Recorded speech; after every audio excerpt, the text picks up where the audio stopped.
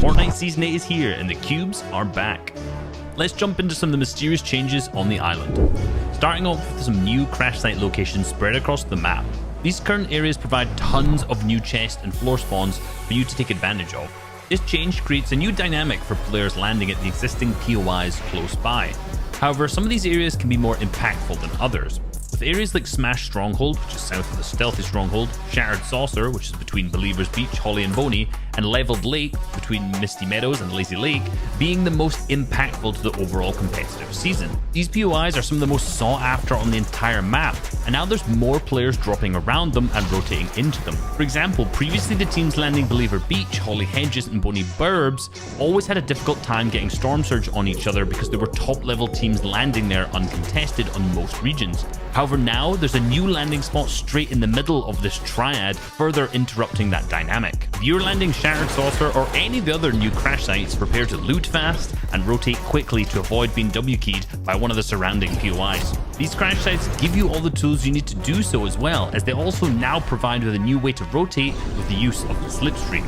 These nifty streams allow you to quickly canvas your crash site area, loot up, and be ready for the mid and late game. You can also utilize these to get into engagements quicker, ultimately giving you the upper hand in fights. However, the defenders of these areas now have new access to power positions if you don't want to leave. High vertical elevation areas in the crash sites give them good sight lines over the entire map. Not only this, but because the slipstreams are there, you can also do a rather large split on the map, covering a large horizontal area, and this will give you 360-degree sightlines for those nasty Storm Surge tags. If you get pushed by a team, simply jump straight back into the slipstream and get back to your teammates, which is something you simply cannot do in any other areas of the map. Now, another new change you also have to keep in mind is the increased availability of launch pads. With more floor spawn locations in these crash sites, you'll find more launch pads than ever before, providing an easier path for rotating mid-game and taking height for the end game as well. So if you're rotating past here, gliding over it, or using the slipstream to just use a mid-game rotate, always keep an eye out for a purple little marker on the floor, because that may be a launch pad, which could be the catalyst for a victory royale. Next up, our beloved friend has returned, and he's now blue.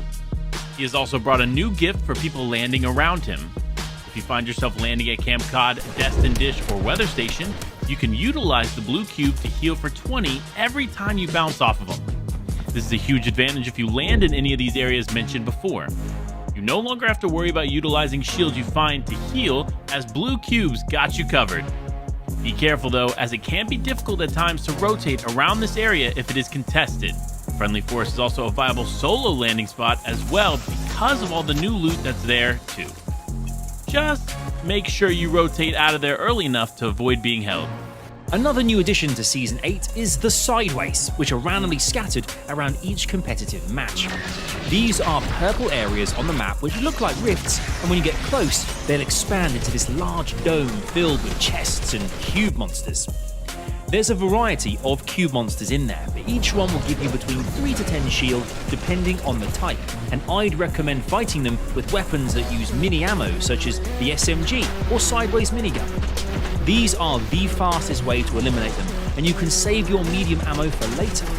This is the main reason players use the Sideways in competitive, because you can use a lot of ammo fighting the cube monsters, however you gain more from the loot they drop and chests.